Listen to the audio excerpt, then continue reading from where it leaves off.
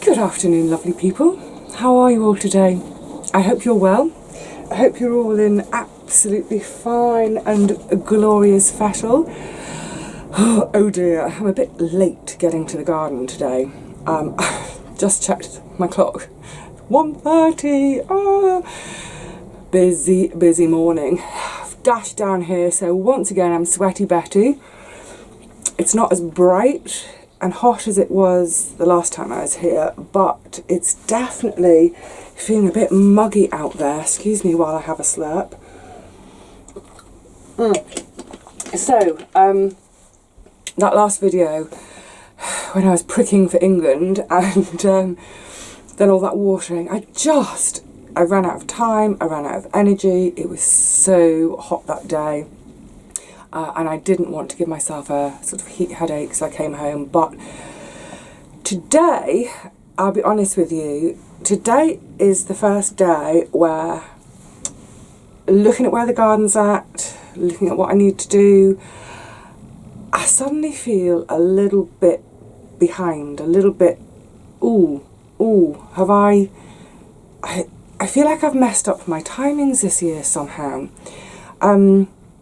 So late last night, after another session in the garden, I can't remember where we're up to in videos. Anyway, late last night I thought, I'll look back at last year at my June monthly tour, and I was really surprised by how much was in the ground.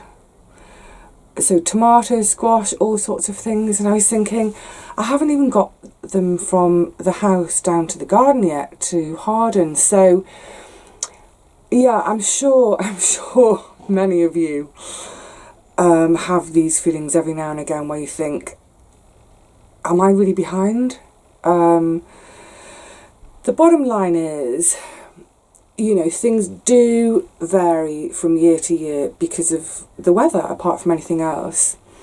So that's my excuse anyway. So I'm feeling a little bit tardy on a few things. I feel like there's still so much to do. My list didn't get any shorter, or didn't really get much shorter the other day. So just have to get stuck in and get doing it. The other thing I was reflecting on as well is, I think, and it's only a minor thing, but I think literally in the space of that year since my last June video tour, I think my knees are a little bit worse, and I'm sure that's impacting. I'm sure I do a little bit less each session now than I used to. It's kind of telling me I need to increase my number of sessions. It's like when you're doing weights, isn't it? Don't increase the weight, increase the number of repetitions. So don't increase the length of time in the garden, increase the frequency of the visits. Oh, I would love to be able to come to the garden 5 days a week. Oh, wouldn't that be divine? Have to wait till I'm retired. Anyway, so yes, I'm going to get stuck in. Just a quick thank you to Lisa, such a cute card. There's no room on the pin board. I think Jean's card's been there the longest. That was Jean who sent me lovely Hector. Hector, the dog that doesn't have any vet bills. So you're all going to have to go into rotation now. So I think Jean's card will come down, Lisa's will go up. And with Lisa's card, she sent me some musqué? I think, yeah, musqué de Provence. Some squash seeds. Yay, thank you, Lisa. I have 0 room to put them in this year. All of my squash areas have been accounted for. However, some of the seeds I've used this year, I have used up, so I won't have them next year. So this can be one of the substitutes for next year. And I have to say, actually, amongst you all, between you all, you sent me so many beautiful seeds, especially of beans and squash, because I think by now you all know how much I love those two veg in particular. I honestly don't think I'm going to need bean or squash seeds for 2 or 3 years to come. Well, with the bean seed, never again, because I should always harvest and save my own. Squash seeds I do use new each year. I don't save my own just because of the cross-pollination issues. But yes, so thank you, Lisa. They will go on to the growing list for 2020. How did we get to that? Anyway, this garden ain't going to do itself. Come on, let's get out there and do some work. Thank goodness for a little bit of cloud today. It's definitely going to make it easier on the old body. So just before I get to the carrot bed, which I'm going to show you in a sec, I'm just going to show you a little bit of the chaos and why it's feeling a little bit semi-panic at the moment. So I've got a tray of tomatoes in there. There's about 12 pots of tomatoes, and that's 8 different squash. Can't remember which varieties. They're all for the teepees. This is the stage of the year when I'm seriously running out of space. I've got a shelf there I can use. Obviously the shelf on top is full. The tray of flowers came out of the cold frame. They are sitting there at the moment, waiting for me to do something with when I've got some time. There's a ton of pots of beans, spare beans in here. This is nearly all, that's squash and cukes, but everything else there, that's all spare beans. They need to come out because all these things that I'm bringing from home, as I just mentioned, the what did I say? I've got their tomatoes and the squash. They need to come into the cold frame. But at the moment, well, as you can see, the cold frame is chock-a-block. Or let's go down the other end, it'll be easier. So this is stuff that's already come from home. Some tomatoes. I think that's cucumbers. These were first few little bits and bobs I brought down, more than anything just to as a sort of a litmus test. Those two are little loofahs. That's an achocha. Can't remember what that is. It's looking a bit pale on one leaf. What is it? What are you? Oh, bad stretch. It's a Waltham. The other thing is, normally I would have pricked out all my brassicas by now. But as you saw the other day, there were loads that I couldn't prick out. So they're all sitting in there, but they're not all the cells are filled. So there's quite a lot of wasted space there. So I'm thinking they might all come out. Yeah, I might do that today. Get them all out. Shove them goodness knows where, but that will make room for all the other tomatoes and the various squash and all the peppers and myriad other things. So I've got about another 10, 12, 14 bags to bring down, so they need to go somewhere. Now anyway, never mind that, that's not my job today. Job is the carrot bed. So I've got the covers off. I've given everything a little bit of a misting with some garlic water. That's just water that's had a bit of garlic crushed into it, just to disguise any smell, because I'm going to be disturbing. So I thought, yeah, I'll give you a look today, because it's been a while since you've seen it with the covers off. As you can see, I have got some nice carrots, some spring onions, up and over the pole. Then in the middle, a few intermittent carrots. Then the leeks, and then again some intermittent carrots. So what's always really annoying with the carrots is thinning when you've got great big gaps. I did do a second sowing. Look at those, because if you remember, I left the plank on, one of the planks on too long, so carrots came up and then they withered because they needed light. There's a few in there. So there is stuff growing, there is stuff starting, but now the job is to take out the weeds, which are, so I've got loads of stuff lying around that I'm stepping over. Yeah, the weeds aren't too bad, but get them out now while they're big enough for me to handle, but small enough not to take over. And then start thinning. Actually, this will be a nice job. It'll be quiet and chilled and meditative. So let's get stuck in. Feels like ages since I've had a sitting on my bottom job. It's quite a nice relief. Okay, so I've got my buckets. I've got a bucket for stones, glass, plastic, and a bucket for compost.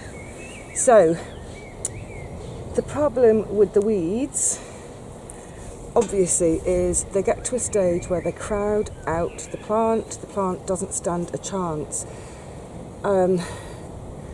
So yes, it is time to do a bit of weeding. There aren't too many, it's not too bad. And like I say, the weeds are of a handleable size, but they're not so big as I'm going to hopefully not disturb things around them. One of the issues with all of our root crops, so I will do the same with the parsnips as I'm doing with the carrots now, is any disturbance of the root and you're in danger of having a forked, stumpy, gnarly, horrid root that's almost unusable. So if you're doing anything with your carrots and parsnips, the only thing really to bear in mind is just always be thinking about their root, because that's what you're going to harvest. So if what you're planning to do is going to massively disturb that root, think twice about it. So, for example, I need to find an example for you. If I've got a weed, okay, can you see that one? Is that one going to show up? This weed, this little thistly weed, it's quite big, but right here, just next to it, I've got some of my, it's either the second sowing from 7 weeks ago, sorry I should have mentioned that, or, sorry, the first sowing was 7 weeks ago, second sowing was 3 weeks ago. They're either tardy first ones or they're the second ones. Anyway, doesn't matter. They're really, really, really close. So I've been in two minds about taking this out. I think I've got just about enough room. If it's right close up, all I will do, and I'll do the same for thinning, is I'll just use the scissors and literally snip sort of at the soil level, but snip sort of down and into the weed to hopefully stop it in its tracks. And by doing it that way, I won't have disturbed that developing carrot at all. So hopefully I'll still be in line for getting a lovely carrot come the autumn and winter. Yay! I do love my winter veg. As soon as we get into warm weather, I start to fantasize about my winter veg, all my brassicas and carrots and leeks and things. And then, of course, in winter, I fantasize about all my summer veg, my tomatoes and peppers and all the beautiful salads. So, I'm going to carry on weeding for a bit, and then I'm going to bring you in closer and show you how I'm going to thin them all. Carrots, and then over into the parsnip bed. I'm aware that I might sound like I'm being uber precious about all these little seedlings, but if you think about it, you know, well, you wouldn't go to the supermarket, buy a load of food, and then immediately go outside and put it in a rubbish bin, would you? So, yes, each little seedling is precious. And the problem with carrots and parsnips is we do tend to sow them quite thickly, because invariably there are patches where you get rubbish germination. It seems so sad to thin when there are some nice seedlings, but thin I must. So, quick snip, that one's out. Like I said, I don't want to pull them out because that will disturb the remaining one's root next to it. I'm not going to do a massive thinning today, just in case I get some slug damage later on. But yes, a bit of a thinning now.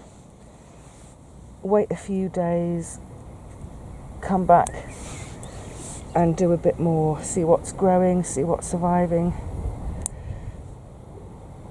see what sort of space I need. So forth along the rest of the row. Now this is the leeks. No, it's not, it's the spring onions. The leeks are in that row there. And I'm in two minds about what to do with them, because as you will have seen, I'm just seeing that carrot, let's thin that one out. I direct sowed those for the first time ever, so they're quite thickly sowed. Now this year I'm not aiming to get them massive to have right through the winter as a winter veg as I normally would. I'm going to be having them out before about October, before the allium leaf miner has its second season, and so hopefully get a nice little harvest. So what I'm wondering is whether to leave them as they are and then pull a few out in a few weeks when they're still skinny by way of thinning but have them to eat, or whether to thin them now. I'm undecided, so I think I shall just leave them all as they are for now. Likewise, this is the spring onions in front, if that makes it easier to see them. But yes, I'm going to leave those, and then as and when I want to use some, just pull a few out at a time. Okay, let's carry on with these carrots and then move into the next bed.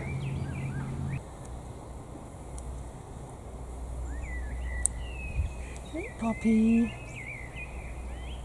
don't walk on me carrots, get off me carrots, Poppy, come on.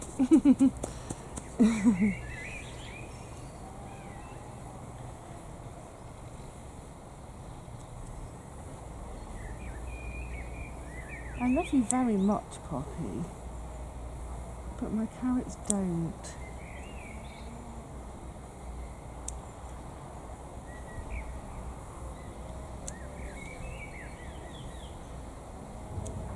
These second sowings have come up great.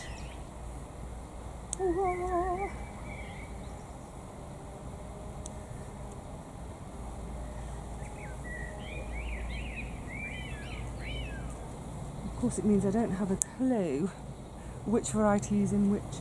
Oh, there's George sloping past. Hey George.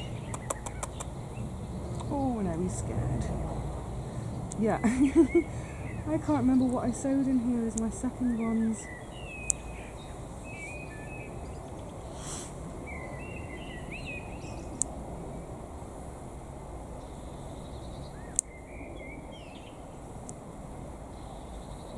And now, exactly the same for the parsnips. I did reseed this row. This was I think this was the half-long Guernseys. And unfortunately I didn't get any germination, so I reseeded with some spare tender and true. So the planks are now off because only maybe, I don't know, there's about 20 or 30. It looked like they were germinating when I checked under the plank yesterday, I think it was. So because of that, it's a bit tight. Yeah, because of that, I've obviously taken the planks off, but they can stay either side for now, just to keep this metal here, because I think that's this has definitely helped in terms of keeping cats and foxes out of this bed. Do you hear that, cats? Yes, I'm talking to you too. Oh, I've got to show you a shot of this. Hang on a second. Look at them both. It's a hard life, isn't it? You see, Rosie's just up on the top there. You see, Poppy's there. Oh, suddenly they're going to move. Is that because I've moved? Oh, bless him. I don't know if I've ever mentioned, but Rosie, the little black and white one, she's actually Poppy's daughter. Anyway, yes, back to the parsnips. Okay, so just to give you a closer look, obviously I haven't weeded yet. So, for example, these parsnips in this middle row, and then over there on the far row, they were the first sowings 7 weeks ago of the tender and true, and then these are the ones I reseeded 3 weeks ago, but you can see there are a few coming up. There are a few. Not so many down this end. Let's have a little look. Not so many at all, but 1, 2, 3, 4, don't worry, 5. I'm not going to count them all with you. But what I'm hoping is that there are some others that are just waiting to burst out. But this is what I mean about taking the time to weed today. You see this is a poppy that's self-seeded from someone else's garden. I really want to get that out before it starts to interfere with the parsnips. Again, it's one that's quite close, so I may decide to simply cut that at soil level rather than dig it out. We'll see. So, first things first, this all needs weeding. It's not too bad. I think, you know, obviously we've had so little rain that in general the weeds aren't too bad, and the only areas where they're really showing up are in these beds that I have been watering from time to time. Such beautiful green at this time of year, isn't it? Okay, let's get this mesh off and get working. So I was just getting ready to start thinning, and I thought, where's Poppy disappeared to? I wonder where Poppy can be.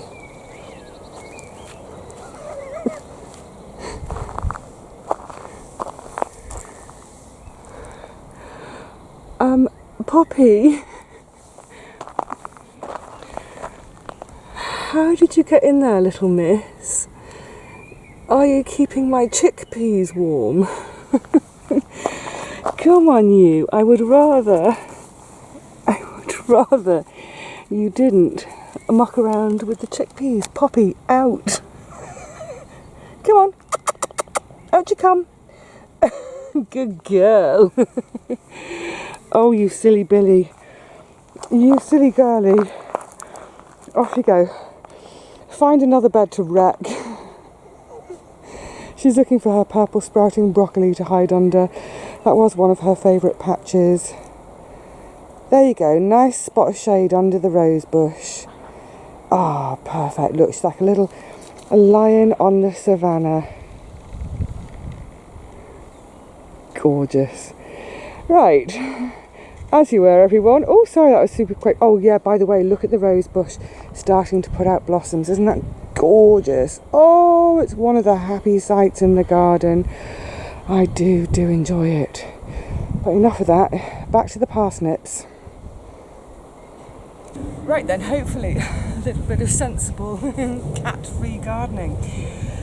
So with the parsnips, exactly the same principle as I was doing with the carrots. So just sort of alternate ones, give them a snip. Now, it might seem utterly sacrilegious to be doing this to what are turning into really quite healthy little seedlings, these ones that were from the first sowings anyway, that are properly up. I was always told never to transplant either parsnips or carrots, that they won't like it, that it won't work. But I don't know, when I first got this plot, it's about 6-7 years ago, I just couldn't bear it. I think, do you know what?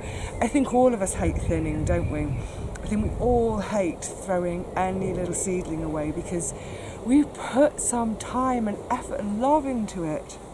So yeah, like I say, 6-7 years ago, when I was thinning the parsnips, I thought I will transplant them.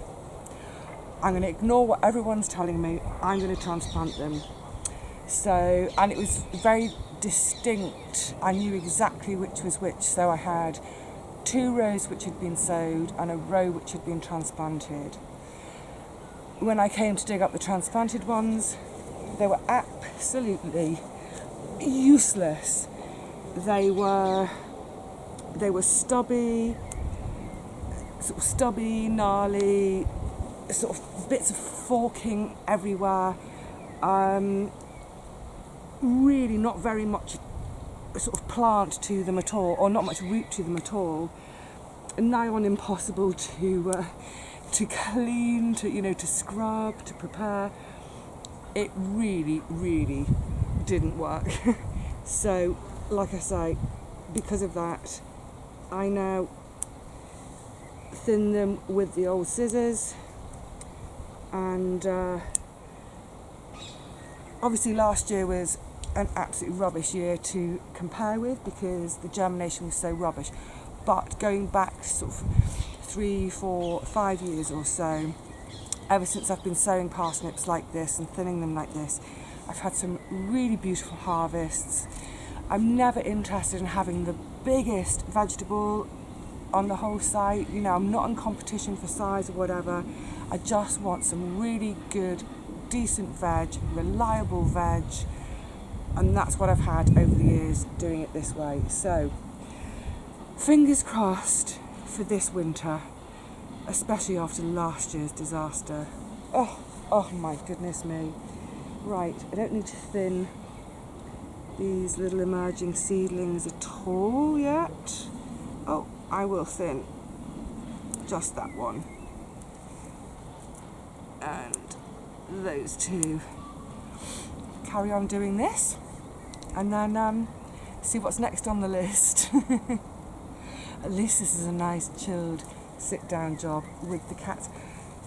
The cats are fighting in next door's onions. Excuse me, I'm going to remove them. Having mentioned my slight muddle about my carrots because of the resowing, it's reminded me I need to get on with my plant labels. So, I'm going to do one for the Coco Sophie because that's new to me this year. So over the years, I have tried all sorts of labels. I have tried big sticks, small sticks, sticks hanging from sticks, absolutely all sorts. But every year the foxes have their lot out, they chew them, they scatter them. Now you see, I say that, but having seen both Poppy and then later Rosie in my net tunnel, I'm thinking, have I been blaming the foxes for everything when maybe it's a combination of fox and kitty? Anyway, the point is, whatever I'd used in the past used to get pulled out, trashed, chewed somewhere else. So I ended up with, I never had labels for anything. Now, generally, I've got a pretty good idea of what I've sown where, but especially if I'm trying something new, it can be a bit irksome losing your labels. So I now do my labels on my rocks, on pebbles. So I tried it for the first time last year and it worked a treat. Not a single plant label went missing or moved. I think it's a really beautiful idea. I can't claim any credit for it whatsoever because it's actually something I saw, it was 4 years ago. I was having a trip, a sort of 5-day trip to Northumbria, staying in Alnwick, which is an absolutely gorgeous little market town with, I have to say, one of the most beautiful gardens ever at, I think it's called Alnwick Castle.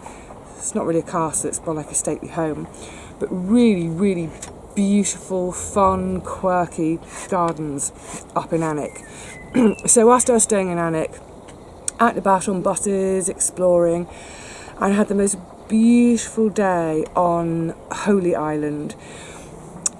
It was a pretty important and special day anyway, so to get to spend it on Holy Island was just wonderful. I say Holy Island, I mean Lindisfarne Island. So if you're looking on a map, it's Lindisfarne, but everyone knows it as Holy Island. It's gorgeous. You get to it on a causeway when the tide is right, so you have to sort of get on at a certain time and get off. I wish the sea had caught me out so I could have stayed overnight and slept on the beach.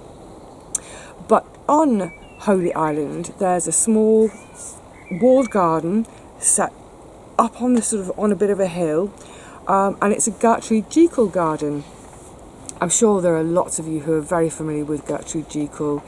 I'm a huge fan, both Jekyll's gardens and Lutyens buildings. The two of them were just a match made in heaven. I still love that Lutyens, that sort of influence, that sort of arts and crafts influence. Anyway, digressing. So this little walled garden, when I saw it, it was about this time of year. No, it's about 2 weeks earlier. It was pretty bare, but there are drawings and plans of how the garden is once it's in full bloom in the summer. And in a pile by the gate, there were a load of these pebbles. Not these pebbles, I didn't steal them. These are my own pebbles. But there was just a massive pile of pebbles with all the plant names on. Not just the name of the plant, but the specific variety. And they were all in a pile because I think at that stage nothing had been planted. Anyway, I loved the idea straight away. I just thought, it's beautiful. I've always collected pebbles. I can't help myself. If I'm in a river, by the sea, the rocks call to me and they end up in my pocket and they come home. So that's the little idea I copied, and I think it works great for my garden in terms of outfoxing the foxes, but also for me it's my little sort of reminder of that really, really special, important day when I happen to be on Holy Island. And they're just a kind of fun thing to have around the garden, aren't they? So, yeah, I need to get on with my labels because that list isn't getting shorter. Today's episode was brought to you by Sweaty Betty. Oh my goodness, it's still so warm. Even though it was, quite cloudy at times, really muggy. Not a drop of moisture in the air that's coming down onto the ground, though. It's just all clinging to my skin. So, apart from the couple of little jobs I've showed you today, I've been doing all sorts of other bits and bobs, trying to sort of get myself back on track. And then I've just finished up by giving everything a really, really, really good soaking. And hopefully that soaking today, for most things, that should suffice for the next sort of 2 or 3 days. Just the really, really little seeds will need a little bit of a sprinkle again tomorrow. I've run out of time again. The list has gotten a little bit short today, not really quite short enough, but yes, I still feel a little bit behind, but I was going to say I'm not panicking. There's no point panicking. Oh, someone's messaging me. Yeah, panicking won't change anything, will it? So it's just a case of take a deep breath, come back tomorrow and carry on. It's this current state of affairs, this busyness, it doesn't last forever. It's always mad in May. Always. In fact, I was kind of thinking about this when I was doing one of my other little jobs in the garden. I was thinking that, March, April and May are always quite busy, May in particular. And then September, October, November are always busy. And maybe, especially for May, maybe I just need to organise myself in time for next year to say, do you know what? All the other work you do, try and get stuff done over the winter so that when it comes to May next year that I could maybe have 5 mornings. When I say morning, I'm talking sort of like 5 hours or so, but 5 mornings a week down here. And then that will mean that of those 5 days, maybe I'd be filming 3 days, which would mean going home, doing the edit, uploads, comments back and forth, answering questions, etc. But on the other 2 days, I can go home and just go a little bit easy and still have 2 days free a week to do, parcels, the shop, all that kind of stuff. I don't know. I think it's worth thinking about. I think,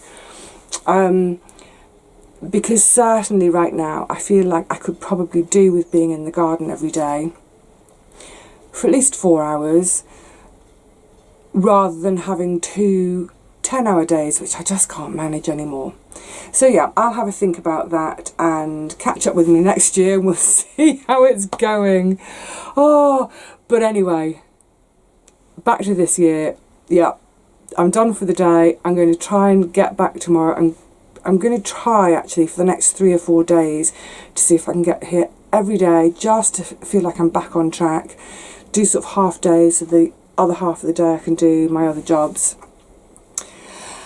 Before we know it, it'll be June, there'll be things in the ground growing, and and the next time I see you, I'm so excited about this, the next time I see you, I shall be doing my first harvest of the new season. I say the new season because of course I grow all through winter, so I was harvesting right through till, right through April because of the purple sprouting. But yeah, of the new season, it will be the first harvest. So, I can't wait. Join me then.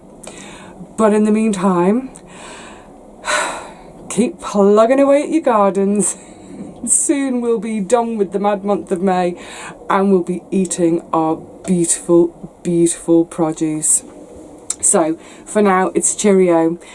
I will see you again really soon, but in the meantime, take care of yourselves.